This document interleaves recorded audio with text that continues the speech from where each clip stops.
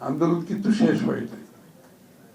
যতদিন বাংলাদেশে যে জন্য আমরা আন্দোলন করেছি, যে বাংলাদেশের আজকে যে গর্তের মধ্যে পড়েছে, এই স্বৈরাচার দানব সৃষ্টি হয়েছে কেন, এই দৈত্য কেন সৃষ্টি হয়েছে, এই ফ্যাসিস্ট কেন সৃষ্টি হয়েছে? কারণ তারা জনগণের কাছে দায়বদ্ধ ছিল। তারা বাংলাদেশের মালিকানা নিজেদের হাতে তুলে নিয়েছে, জনগণকে বাইরে রেখে। এবং সেটা কিভাবে করেছে? বাংলাদেশের জনগণকে ভোট থেকে বঞ্চিত করে, নির্বাচনের পর নির্বাচনে তারা জনগণকে ভোটাধিকার থেকে বঞ্চিত করেছে এবং মালিকানা থেকে বঞ্চিত করেছে। সেই মালিকানা তারা নিজেদের হাতে তুলে নিয়েছে। এবং সেই মালিকানা আপনাকে যদি ফিরিয়ে দিতে হয়, প্রথম কাজ হচ্ছে তাদের ভোটাধিকার ফিরিয়ে দেওয়া, তার মালিকানা ফিরিয়ে দেওয়া, তার কাছে নির্বাচিত সরকার, সংসদ দায়বদ্ধ, জবাবদিহি থাকে। এটাই গণতন্ত্রের নিয়ম। এবং গণতন্ত্রের এই প্রক্রিয়া না চলার কারণে আজকে বাংলাদেশ এখানে এসে দাঁড়িয়েছে।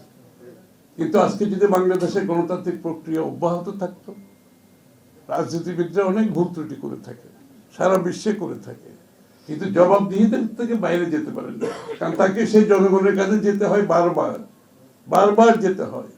আপনি যদি ওয়াদা করে কিছু না করেন, আপনাকে তো আবার সেই মালিকের কাছে যেতে হবে, কিন্তু না গিয়ে কোনো উপায় নেই যদি গণতান্ত্রিক প্রক্রিয়া অব্যাহত থাকে। গণতন্ত্র হচ্ছে এই যে সংস্কার, পরিবর্তন, এটা গণতান্ত্রিক প্রক্রিয়ার বাইরে গিয়ে করার কোনো সুযোগ নেই।